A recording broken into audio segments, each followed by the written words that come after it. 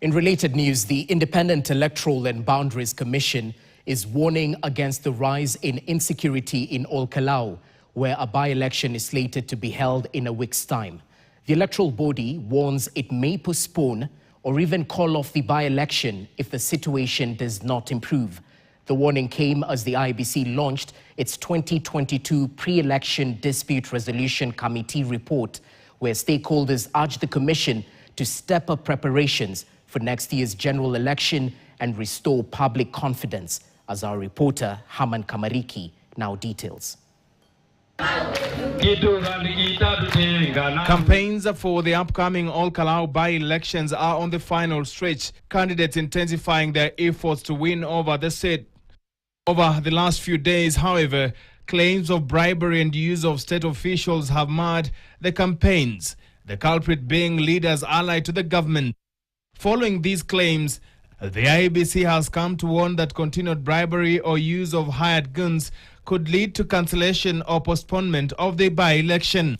If we find that the environment is not conducive enough for us to conclude the by-election in Ol Kalou, we'll be left with no choice other than to take the most unfortunate and drastic step of postponing the elections in Ol Kalou. And if that's not enough, we will cancel it altogether. Ethicon says investigators have already been dispatched to assess the situation on the ground and determine whether conditions remain conducive for a free, fair and peaceful election. Daytime, the place is peaceful. At night, madness descends. And the political parties and their supporters engage in running battles, defacing each other's campaign posters and materials, engaging in physical confrontations and fights.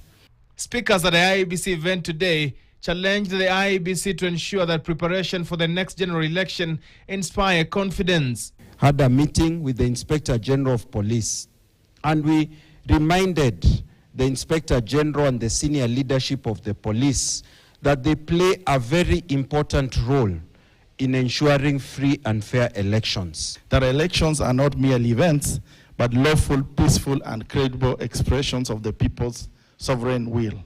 It is also a promise that grievances can be heard within the law. Deputy Chief Justice Philomena Mwilu, the chief guest, called for greater transparency before, during, and after elections, and urged the Commission to adopt measures that would reduce election-related disputes. The process is as important as the result. Every election is thus, in essence, a constitutional conversation between the people and the institutions established to serve them.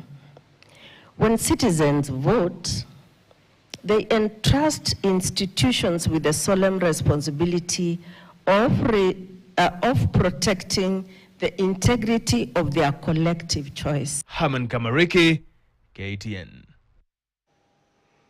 Well, mainstream media and social media